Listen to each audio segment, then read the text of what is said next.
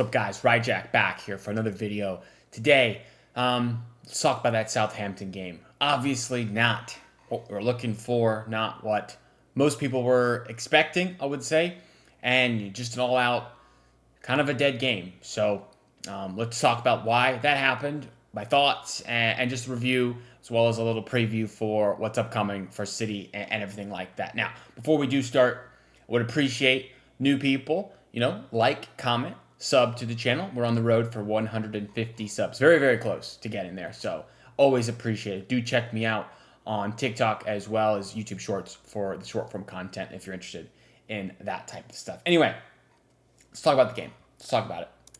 So I have it pulled up here. Fought Mob, of course, as always. 0-0. No goals. Not a lot happened. Now, City, their XG, 182.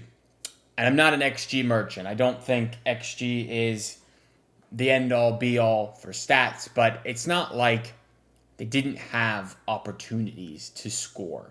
I would say the best moment of the game was right after Nico O'Reilly came on. He made a good run into the box. Holland's coming through, squares it across, and it's just a bit behind him. And I think it was Savinho as well that just ran past the ball a bit. And there was just a bit of a confusion how they were going to get there. And they ended up, no one gets there. No one's there to tap home. Would have been an open net tap in. That was a chance. Marmoush has a shot. Rockets off the crossbar. Great strike. Doesn't go in for City on the day. You see here in the stats, 26 shots. It sounds like a lot, but big chances, 0. And that is a bit alarming. Of course, that we dominated possession. You can see 72%. I mean, you look at the momentum chart here for the game. Southampton didn't do much of anything. Ruben Diaz talked about that, and I'll get onto that in just a moment here. My thoughts on that. But if we look at the stats, like I said, there's not a lot of interesting areas to look at. The XG was there. I would say, on the whole, I would have expected City to score based on the totality of the way the game went. Southampton, 2 shots, they did basically nothing at all the entire game. It was 10 men in the box. And I guess, there's an argument that's their tactic, that's the way it is, but it's annoying, man. It's brutal to watch something like that when they do that. So if we look at the lineup, we can look at some player scores. Ramsdale gets man of the match, according to Fought Mob, and I guess that's fine. He made a couple of pretty good saves in general, where hit the ball, tipped it over the bar, pushed it wide. Nothing crazy or anything like that. Their defenders get decent ratings. Attackers obviously a lot lower because they didn't do much. Defensively, we were solid for City, but that's, in my opinion, more due to the fact that Southampton did not press us, did not try to score, did not seem interested in playing. And I do agree with Ruben Diaz on that. They just wanted to waste time, get to the end of the game, and get their point. I don't really know if I understand the tactic. I mean, they're already relegated, so you kind of don't have anything to lose by playing to try to win. New manager, maybe he's trying to prove that he can do it in the championship. I don't know. But no outstanding individual performances for me, really. I would say it's much easier to look at the poor performances. I thought McAtee didn't do anything attacking-wise. Foden was out on the left for the first half. Not really sure why. Didn't seem to work. And again, Foden's not a left winger. I don't think that's anywhere near his best position. So I don't know if I necessarily agreed with that personally. Holland, low rating, but that's, he didn't get the ball at all. Didn't really have any chances to score off my memory. Midfield was fine. Not a lot of creativity, but dominated possession, dominated the ball. Southampton rarely even got across the halfway line. So I don't know. We bring on Doku, who gets a decent score, 7-5, but I don't know. I don't see it with Doku. I don't think it was one of his better games. He's had some good games this past couple of months, but for me, he wasn't that good yesterday. O'Reilly had a chance to score, didn't. just overran the ball. Was in midfield actually as well, which was nice to see, but nothing spectacular. Really, Savinho, same sort of deal, nothing spectacular. And Omar Marmoush comes on the 84th minute, probably 30 minutes late. Probably should have started the game, to be honest.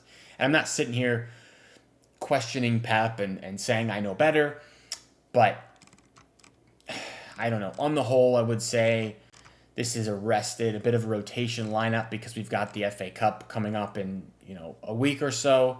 But I don't know. It's just too much of the same sort of players that just are not able to create against an extremely low block is my takeaway from the game, from what I saw.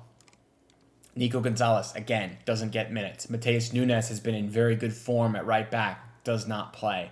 Gundogan has been solid the last few months, doesn't play. So I don't know.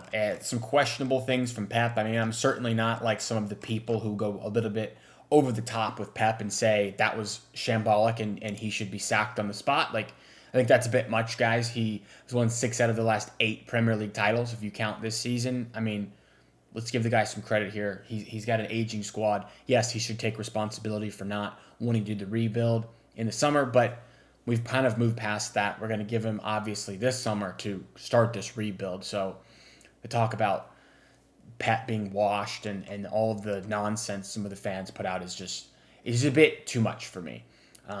We're still in Champions League places. We are sitting in 4th, as you can see here. This is after the games on Sunday. Chelsea, Villa, 2 points behind us. Forest in 7th, 3 points behind us, excuse me. We do have the best XG out of all of those teams. We got 2 games left, Bournemouth and Fulham. 2 winnable games. We got to go for the win, of course. Now, if we win against Bournemouth, that is most likely Champions League locked up, 68 points. It's not entirely locked up because Chelsea could win both. Newcastle could win both, technically, but we're getting right on the cusp there. A win yesterday would have locked it up for me, in my opinion, but to no avail. Not quite there at the moment. We do need to continue pushing on, get behind the boys, and support them in this Champions League run. Now, the final thing I want to talk about, Ruben Dias, some of his comments about Southampton not wanting to play. And I put it out on Twitter. He got so much crap saying, Southampton don't want to play. They didn't try to win the game, blah, blah, blah, et cetera, et cetera. It was boring. And I think you either fall on 2 sides of that argument.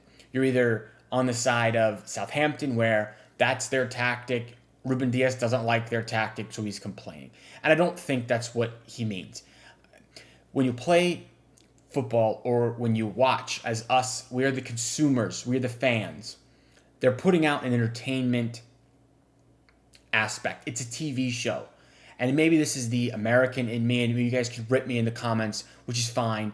But the way TV works and the way sports work is because of the TV deals. It is an entertainment business. They are on TV to entertain the fans. And watching a team not participate in playing the game and just deciding to put 10 men behind the ball, fall on the ground, roll around, waste time every second of the game, it is not entertaining to watch.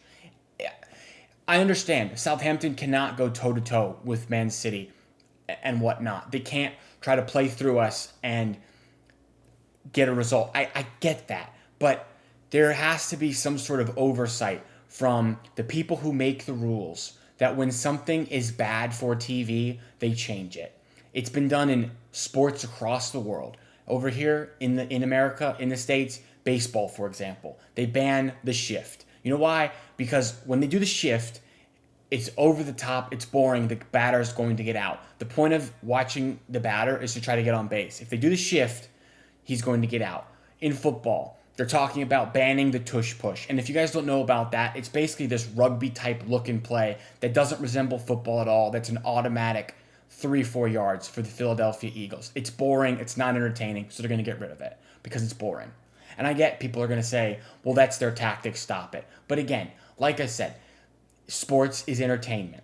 If they're not entertaining people, people are not going to watch. If they're not watching, City are not going to be able to buy the best players and compete. The whole way this thing works is the TV contracts, and they have to care about how entertaining it is and how watchable it is.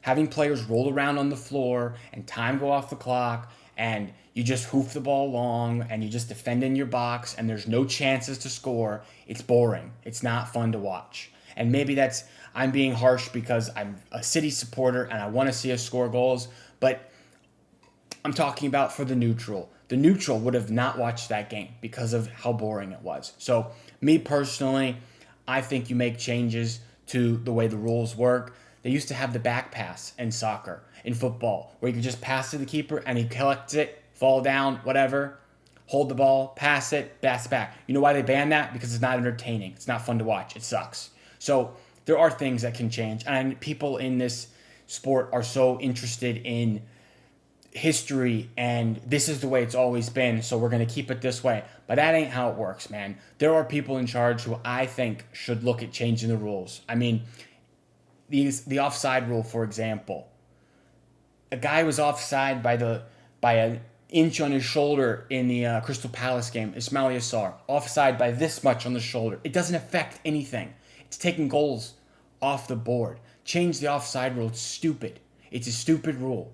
It doesn't affect anything. It makes it less fun to watch. So I'm open to all these rules. You guys can let me know if changing the rules is a bit too much for me. And I support what Ruben Diaz said.